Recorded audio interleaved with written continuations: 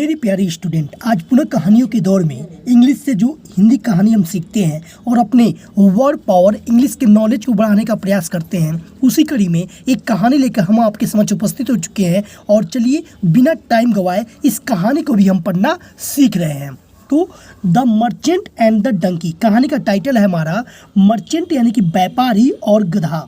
A merchant used to visit nearby town to sell bags of salt. एक व्यापारी used to visit घूमने या निकलने जाया करता था पास के नियरबाई पास के शहरों में टाउन्स में to sell bags of salt नमक की बोरियों को बेचने के लिए, विच जिसे he would load on his donkey उसका बोझ, लोड मीन्स बोझ, वह डंकी पर एक गधे के ऊपर लादता। वन डे एक दिन on the way to the town जब वो शहर की तरफ जा रहा था, the donkey slipped into a pond donkey का पैर फिसल गया और एक तालाब में वो गिर पड़ा।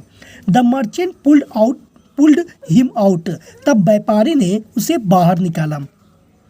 The donkey was suddenly happy donkey बहुत खुश था, अचानक ही बहुत खुश हो गया था।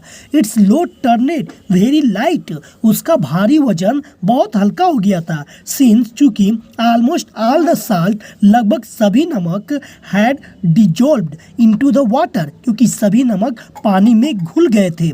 नाउ अब द डंकी डिलिबरेटली अब वो गधा जानबूझकर सोचने लगा, slipped into the pond every day जब वो शहर की तरफ जाता तो जानबूझकर फिसल जाता और एवरी डे हर दिन तालाब में गिरता।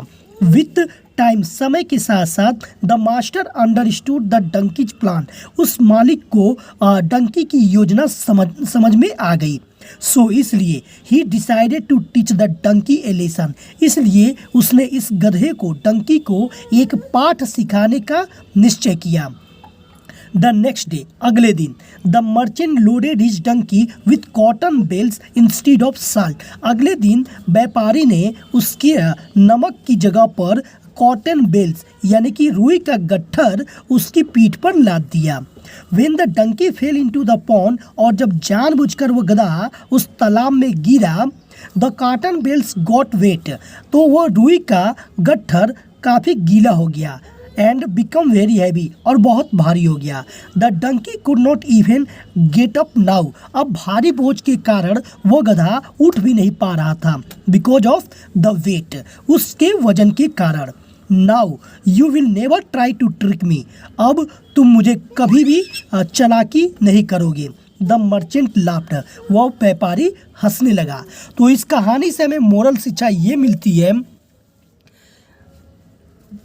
The wicked often fall into their one trap ज़्यादा चतुराई वाले लोग अक्सर ही अपने जाल में फंस जाते हैं। तो ये मोरल स्टोरी थी जो कि प्यारे बच्चों को बताना चाहिए हम सबको और उन्हें ज्ञान बढ़ाना चाहिए। चलिए एक और मोरल स्टोरी हम पढ़ते हैं।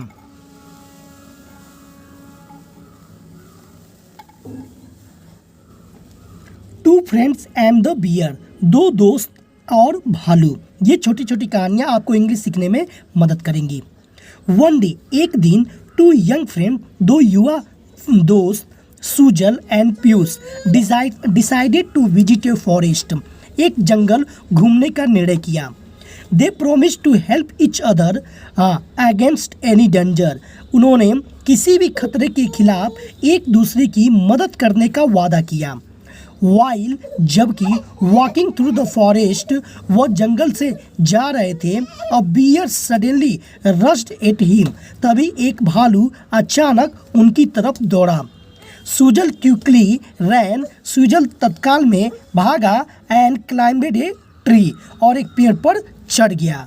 Piyush on the other hand Piyush दूसरी तरफ did not have enough time to escape बचने का अब उसके पास ज़्यादा समय नहीं बचा था। सो इसलिए ही lay down on the ground वह जमीन पर लेट गया एंड एक्टेड और ऐसा कार्य करने लगा एज इफ मानो ही वॉज डेड वह जमीन पर लेटा लेटा मरा था।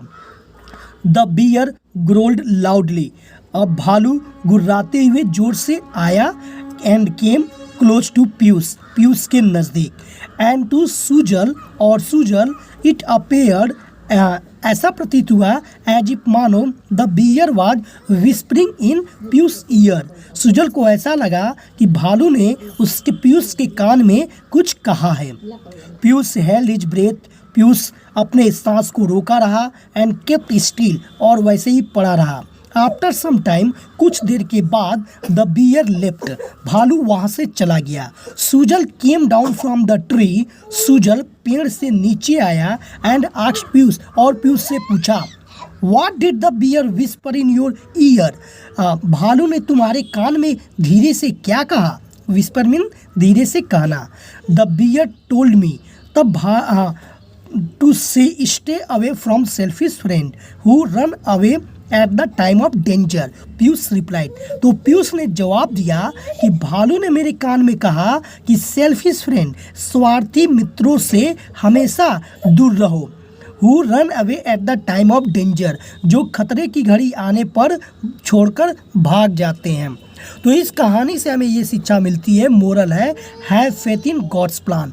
ईश्वर की योजना में हमेशा भरोसा रखना चाहिए। अगर वो मारना नहीं चाहता है तो कोई भी शक्ति आपको मार नहीं सकती।